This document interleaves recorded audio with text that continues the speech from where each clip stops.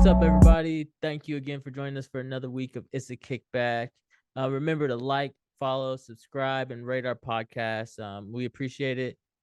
We appreciate it a lot. It does a lot for us. It helps us get found when people search, things of that nature. So this week, though, we switched it up. We talk about music a lot, but this week I have a special guest with us, Reece, my man. How are you?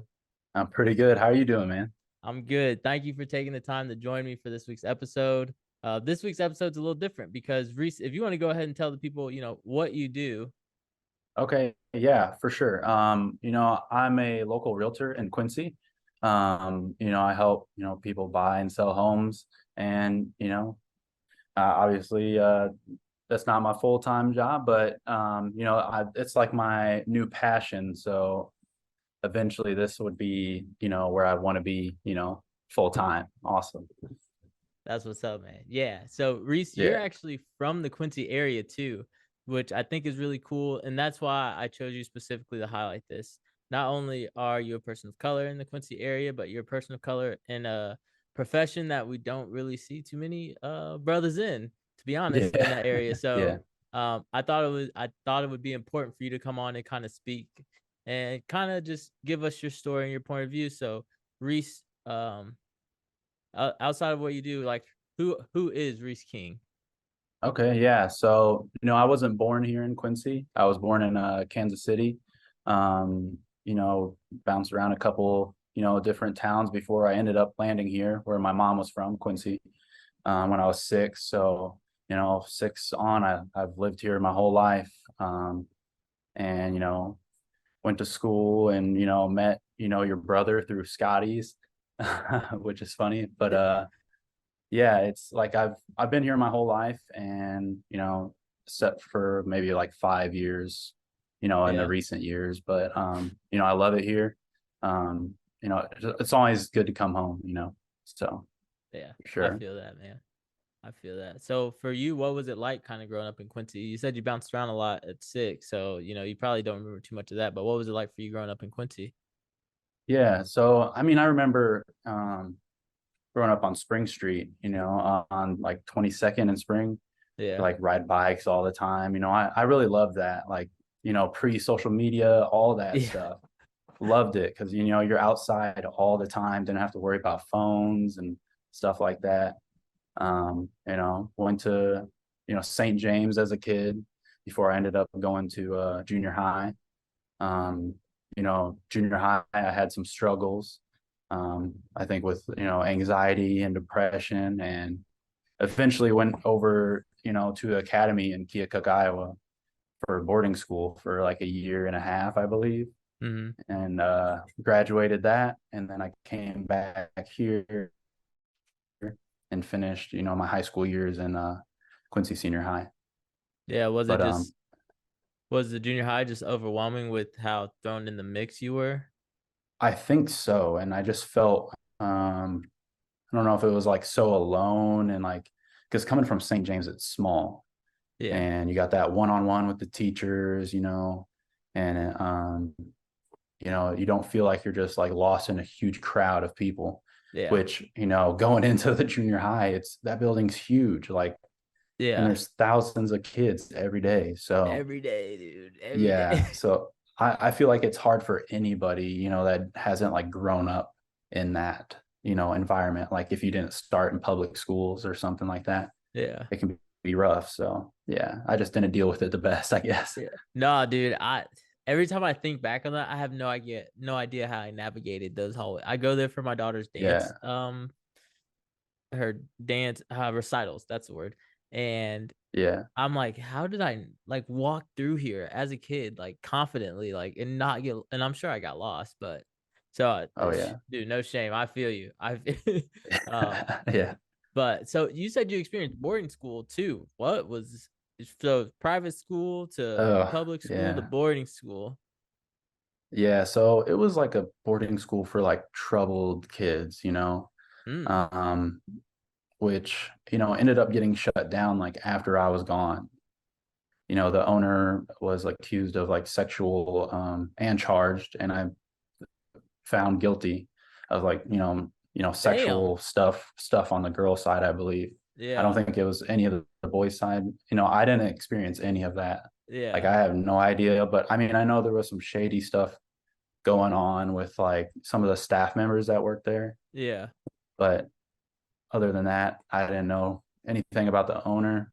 You know, I thought he was a great guy, but obviously he did some, you know, crappy stuff to Yeah. people, and you know, I feel so Damn, sorry dude. for those families. Yeah. Yeah.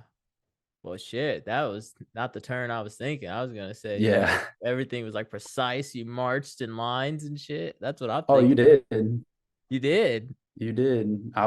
You were in line, and like there was levels. So level 1 through 3, you had to be in a line, and you couldn't look out of line. You had to, if you looked out of line, you'd get a consequence which would like dock points off of you, which you could like drop another level back down or Damn. yeah. So it's a point system that gets you moved up, and which ultimately gets you home as well. Like so, it was crazy. Yeah. Yeah. Do you think it overall? Do you think it helped you, or do you think if people had been more patient with you, you would have made it in junior high? No, I'm glad you asked that because yeah, I think overall that helped me so much. Otherwise, I don't think I would have be where I am today with like 2 boys and you know moved to California, have a you know beautiful wife, and yeah, I no doubt for sure. So it instilled like a discipline in you that you don't think you would have gotten.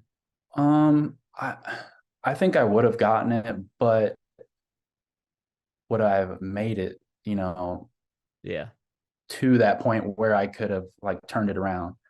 I think this was just pretty much like a slap in the face. Like your life is, you got more than you think you have. I don't know because at a level 1 there, you couldn't have ketchup or like condiments or salt or pepper. Like you'd get everything taken from you until you know you get to level 2, and then you can have dessert, you know, condiments, and like you just take a lot of stuff for granted that you don't know, and Yeah. then you come back into the real world and you're like, oh crap, So it's a like what new do I lens do of now? appreciation. Yeah, because when I got out, I wouldn't say I was 100% better, you know. Yeah. I had to learn how to deal with like life because I was in a boarding school and that was my life there, and now I was in the real world again. Yeah. So it was different when I got back out, but Damn. ultimately for the better. Were you a bad kid?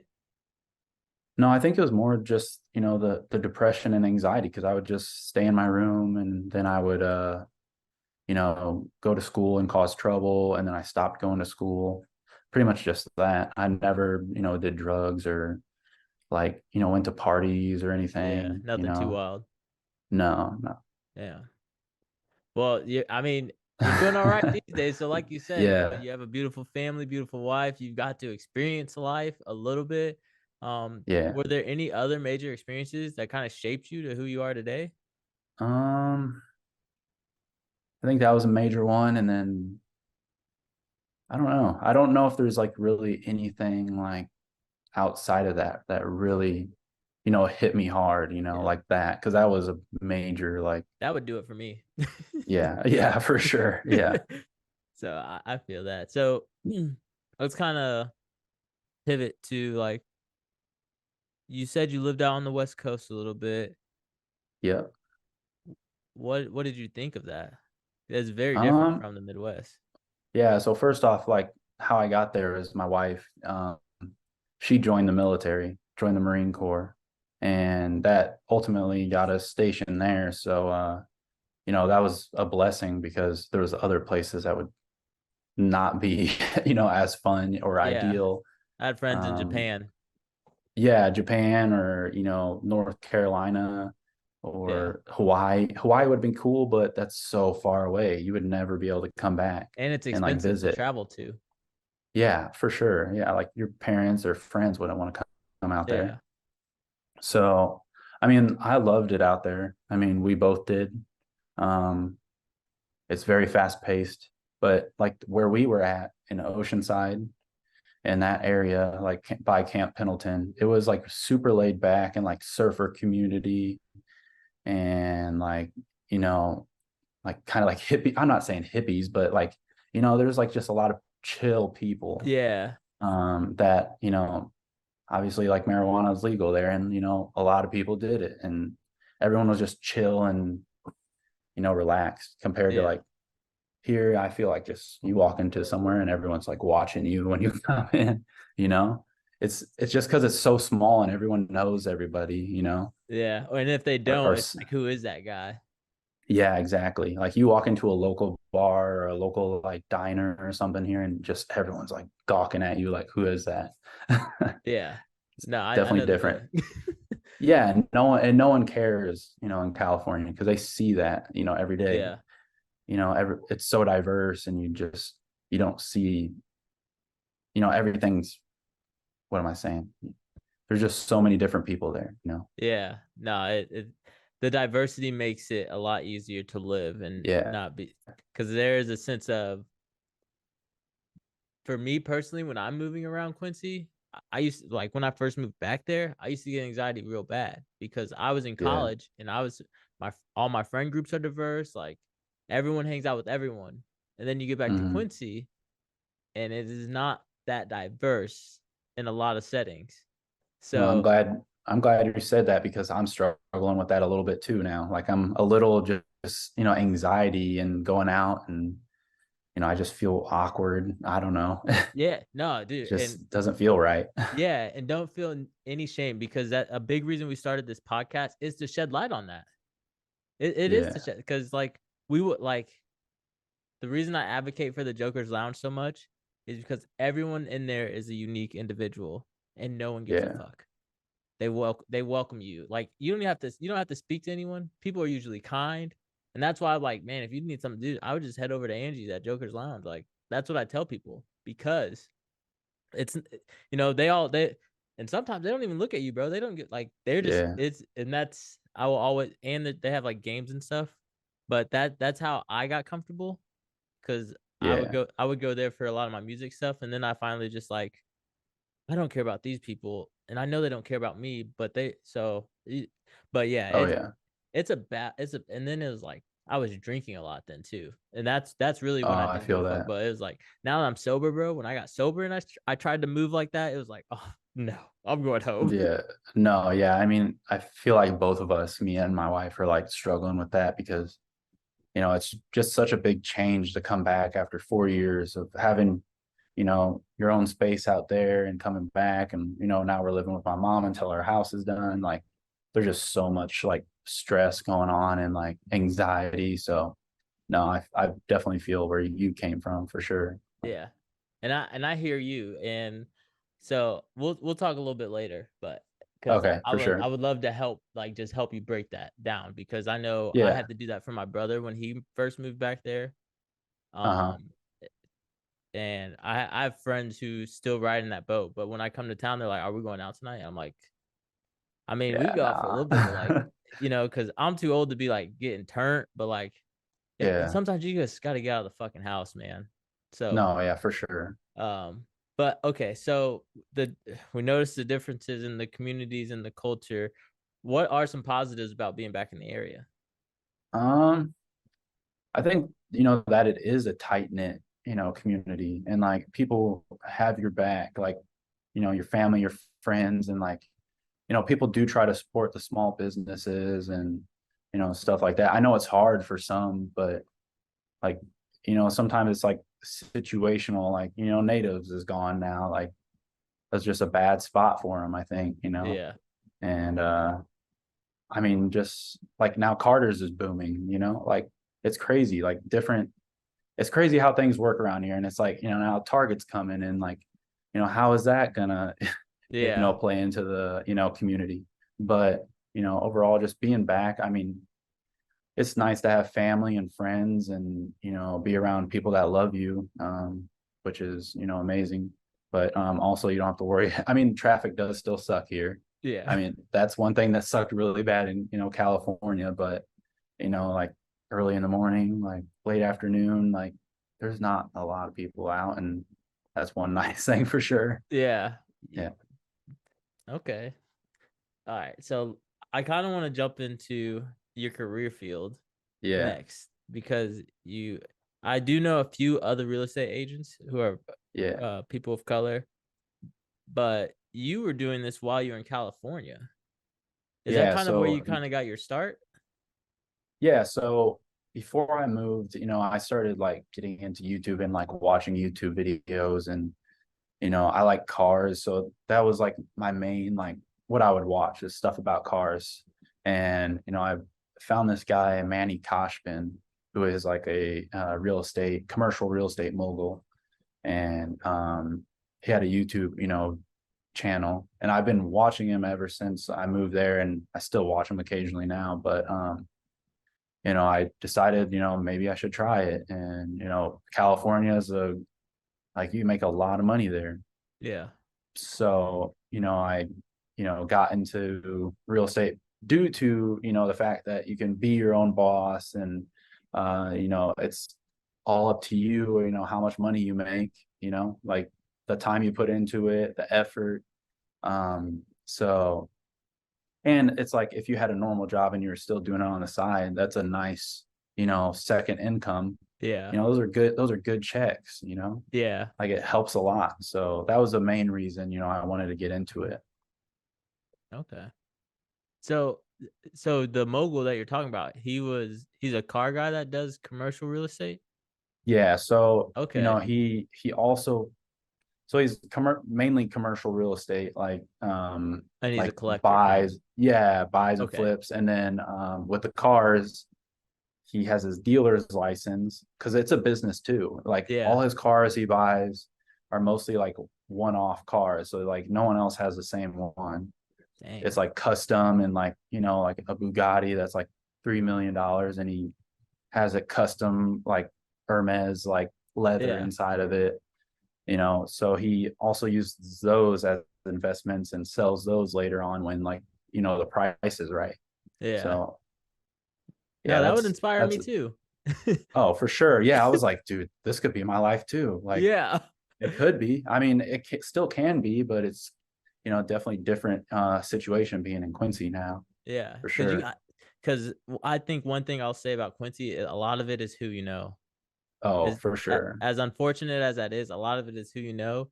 And one thing I've learned as a banker, like, because I'm in lending, and Yeah. I did lending before a few years ago, but I'm back into it, and I'm not given leads this time around. So a lot of it is Yeah. on me. And I realize a lot of it is who you know and how you kind of navigate spaces. Oh, And for sure.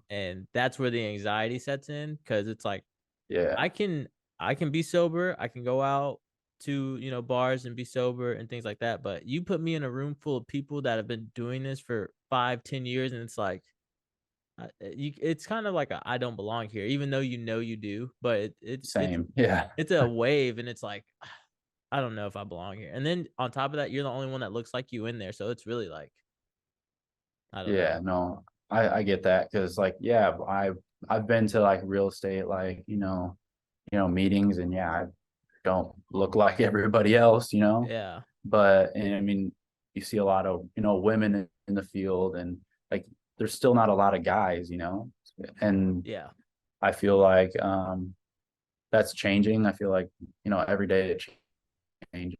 So, we'll see what, the future comes. But yeah, overall, I think it's pretty diverse, I believe. But just in Quincy, it's a little different as well. yeah. Just I due to the think demographic. there's just not as many. Yeah, for sure. And so one thing my dad has instilled in me, he's like, if you're going to be as great as you want to be, you're going to be the first to do a lot of things.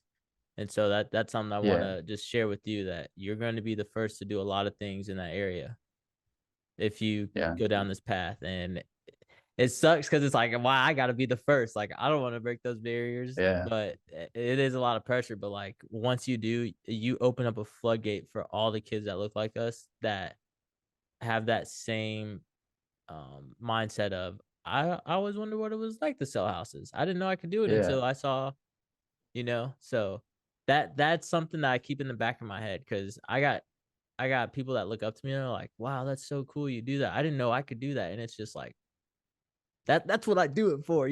So yeah, yeah, yeah. so believe it or not, there are people rooting for you all the way. No, I And appreciate through your it for sure. challenges, and there's people that you will be able to lean on, and I'll try to introduce you and things like that to help that process a lot smoother for you. That's Um, awesome. I appreciate it. yeah. So with all that, with me mentioning like barriers and some things that come with the anxiety and the pressures, what keeps you in it? Does the lifestyle that you believe that you can live one day keep you in it, or are there other motivating factors?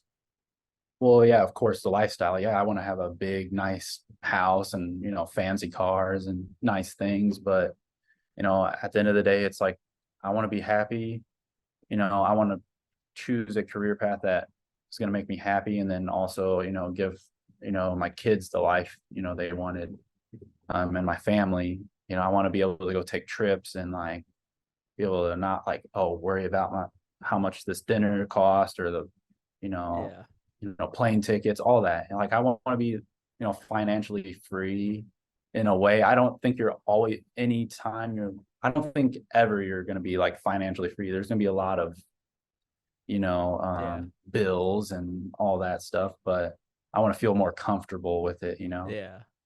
We want to be able to be like, have this idea of spontaneous trip and be able to be like, we can afford that without having to like get back and immediately start working our ass off again. Yeah, yeah, like you have to worry about, just such I don't know. Yeah, I just don't want to have Yeah. to worry about that. Yeah. No, I want to be able to come back and be able to be like, okay, I got an extra day. I can relax. I don't have to worry about, this. But so I feel that. Yeah, I feel no, that. for sure. So kind of explain to us what your role as an agent is. What are some of your responsibilities? Okay, so I mean, obviously, you give me a list of criteria and like, to find houses and, obviously, I guess where am I going with this? I'm just there to serve you as an agent. I'm there to, take the calls if you're selling your house, show the house, do the paperwork. I got all of it pretty much on my shoulders. I'm like that middle person in between Yeah. you and then the buyer, the seller. I'm there to like, be that shoulder to lean on Yeah. anytime you need it for sure. Okay. So like if they have a question, or if people don't, let's say someone is interested in buying a house and they don't know where to start, can they call you, and are you able to kind of walk them Yeah. through the process? What's that look like? Yeah, for sure. So, if someone calls me, obviously we gotta, ask, are you gonna buy cash or are you gonna go through, a mortgage or a loan? Yeah. So, we have to, weigh those two options out. Like, can you afford it just cash, or would you be more comfortable with a loan? Yeah. So, then I'm gonna end up referring them to, a lender, a mortgage lender. And, usually the processes are super easy, and like lenders these days are making it so easy for people to just like get on their phone and like fill out the information and get pre-approved, for a house that within a few hours. Like Yeah. it's crazy. Yeah, I mean, I'm sure back in the day it took like a week or something, Yeah. and but now like technology and all that is just making everything so easy for everybody. It's definitely a saving grace. I'll say almost the entire process can be like electronically now. It's pretty Oh, for cool to sure. see. But yeah, so all right, let's just keep this example going. So they call you, they're interested, you figure out if it's cash or credit, or cash, or they're going cash, or they're going to get a mortgage. Okay. Mhm. They tell you, I want a two bed, I want at least two bedrooms, I want at least a bathroom. What are your next steps? Okay, so yeah, definitely, that's something you have to, I guess it depends, price range. First, we got to figure Mm, that out. Like, what's your price range? Because a two bedroom, just depending on the area, could be like substantially like, different in price yeah. just based on the area. Okay, so So, let's like, go first time home buyer. A good range for them is between 75 and 100, because a lot of the yeah, first time home buyers don't typically stay in that home more than 5 years on average. So, yeah. let's go 80K. My range is 80K, but I was approved for up to 90. Um and so as an agent, what is your next steps? What are you doing after getting all the criteria filled out? Yeah. So after that, I'm going to be obviously after, you get all that information. We're going to look up all the houses in that range, and, we're going to, make a list and make sure they, check off all the boxes that are required for, that buyer. Yeah. Like if you want a yard or with a, fenced in yard, or a garage, like 2-car garage, got to make sure those have those Yeah. they check off. So, I'm going to get everything, that you want. And then I'm going to find every house in that price range. And then we're going to start going to look at them. And then we'll start comparing, and, is this too much? Like, are they asking too much? And that's Yeah. one thing that, as your realtor, I'm going to be looking at, because you got some people like to overprice them. Yeah. Of course. And you just got to be careful with that. So as a realtor, you have to run comps and, look at the market, see, what's selling over here. Yeah. Yeah. You don't want to get your client into a bad deal. Yeah. I hear that. And that's a good deal. So, okay. So as when they go through the process, they see what they like. Now, do you also play a role in helping them find grants or anything, or do you kind of put that up to the lender to introduce that? Yeah, I will introduce it for Okay. sure, and we can definitely see what's out there for sure. I'm not opposed to like introducing it. I'm not like 100% familiar with everything that it entails, so that's Mhm. where I would get a lender to help Yeah. with everything, because I don't want to like tell someone false information for sure. Yeah, I hear that. I think so. One thing I want you, from friend to friend, I want you to Yeah. understand is know about the DPP grant. You know about that? I'm not sure. No. Oh, see, I'm about to put you on Oh, game. all right. Learn about the DPP grant. 1,000. They take a course, right? The first time Yeah. homebuyers course. They take a course, like an hour course, bro. They only have to put $1,000 down of their own money, and they get 10 grand. Yeah. They get 10 grand, right? It goes towards their closing costs or to on Yeah. the down payment. Now, some of the stipulations are they have to live in the house for 5 years, or and they pay it back over time. If they sell the house or anything, they have to pay back that 10 grand, Maybe essentially. I have heard of it, because I remember hearing about the rules and like the 5 years, and then you probably would have to pay it back. So I've heard of it, but I didn't know it was called the DPP, Yeah, right? it's like down payment plus. Then yeah, I've probably heard about it, but Yeah, yeah, but that sounds that's so good. that's chef's kiss, dude. Like Yeah. 10 grand. So essentially, you have 11 grand, and it changes every year. But that's 2023. So 2023, you get 10 grand, put a grand down. You go take an hour class. Sometimes the classes are separate, because they're so some people teach all in one, and then some people teach one in one. It just depends on where they go. But keep that in the back of your head, dude, because that's yeah. And Yeah, for sure I will. it's not even only for the first time home buyers either. A lot of people don't know that. It's not even, but I digress, because I don't know too much about that lane. I've only ever used it for first time home buyers. Um, Yeah. so we had some questions from the Snapchat. Our Snapchat's really popular, so we got some questions from the Snapchat and things Okay. like that. So I want to ask. One of the questions is, when you're looking for a client, does different race, family size take effect into where you place them? I just want to point out that this is called redlining, people. So this is pretty much illegal. Are there people that Yeah. use different phrases to kind of get by that, or things like that? Sure, but I wanted to let people know, like, this is really illegal. I'm gonna answer that for you. This is Yeah, no, you're illegal. It's good. called redlining. And if you look down the history, it's been done. But in this situation, I don't think that's something Reece participates in. Oh yeah, for sure. No, no, it don't matter, race, color, income, nothing. Yeah. I'm here for anybody. Okay, so the next question is, what advice would you give a first time buyer? Well, obviously, you want to make sure you aren't like out there, spending so much on your credit cards and, buying new cars right before you're purchasing a home. Because I know that's been a problem for, some realtors and lenders, because someone will get approved for a house and then they put an offer down. And then, like, I don't know, a week before they get the house, they buy a car or something, and then the loan doesn't go through. So that's something you just got to take into consideration. Yeah. And then obviously save. You want to save up and make sure you can afford this payment, because you don't want to get into something that you can't afford, and you'll just feel terrible. And I wouldn't want to do that to someone. Yeah. Boats too. Do not just steer Yeah. clear. Don't buy a boat. Don't buy a car.